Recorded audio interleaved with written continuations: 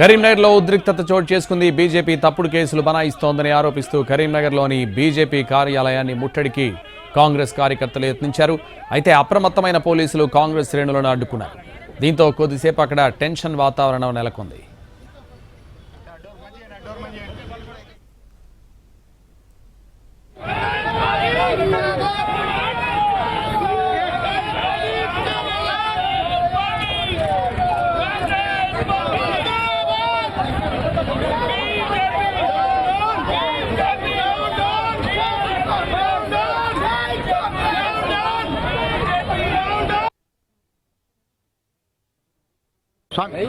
వచ్చినాయి కదా.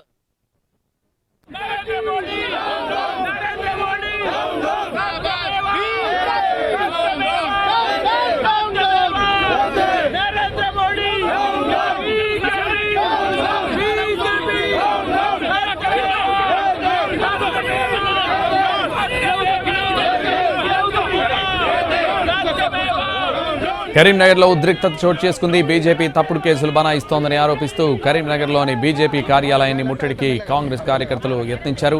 ఇదే విషయానికి సంబంధించి మరింత సమాచారం మా ప్రతినిధి భాస్కర్ లైవ్లో అందిస్తారు. భాస్కర్,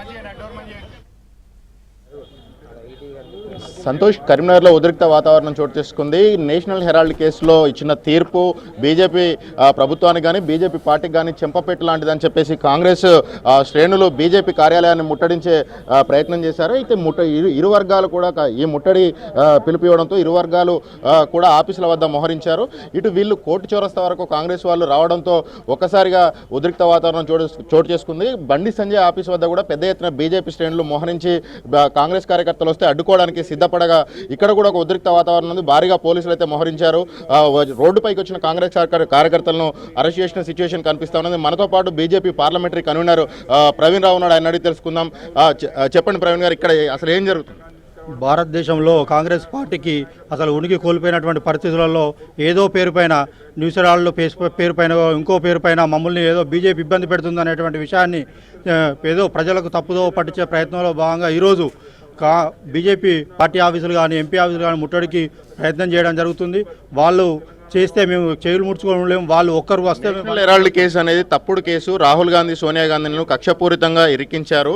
ఈ తీర్పు చెంపపెట్టు లాంటిదని కాంగ్రెస్ వాళ్ళు. అసలు న్యూస్ హెరాల్డ్ అడ్డుకున్న వీళ్ళకి ఏం సంబంధం? మీరు అసలు ఫస్ట్ నెహ్రూ వారసులా గాంధీ వారసులా తెలుసుకునే అటువంటి ప్రయత్నంలో ఉన్నారు. మీరు అసలు నెహ్రూకు మీకు ఏం సంబంధం? నెహ్రూకు మనవడా? మీరు నెహ్రూ కొడుకా, లేకుంటే నెహ్రూ కోడలా, లేకుంటే గాంధీ కొడుకా, గాంధీ కోడలా, గాంధీ మనవడా అనేటువంటి ఫస్ట్ తెలుసుకోండి. మీరు అసలు 1938-37 ప్రాంతంలో అప్పుడు ఉండేటువంటి స్వతంత్ర సమరోధులతో స్టార్ట్ అయినటువంటి న్యూస్ హెరాల్డ్ పత్రికకు మీకేం సంబంధం? అప్పుడు నెహ్రూ కూడా ఆ 400 మంది సభ్యులలో నెహ్రూ గారు కూడా ఒక సభ్యుడు. నెహ్రూ గారు సభ్యుడు అయిన తర్వాత అప్పుడు బ్రిటిష్ ఇక్కడ ఏం దొరకక బీజేపీ ఇట్లా ఒక కక్షపూరితంగా ఎక్కడెక్కడో లాగి మా కుటుంబాన్ని అప్రతిష్ట పాలు చేసిందని ఇప్పటికే సోనియా ఫ్యామిలీ చెప్తుంది. ఇటు కాంగ్రెస్ వాళ్ళు కూడా చెప్తా ఉన్నారు. ఈ నేపథ్యంలోనే ఆఫీసులను ముట్టడి అంటున్నారు. మీరు ఎలా ఎదుర్కొంటారు?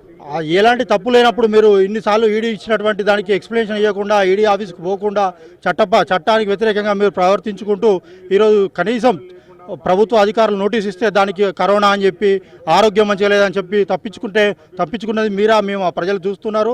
మీకు ప్రజాదరణ తగ్గుతుంది కాబట్టి ఈరోజు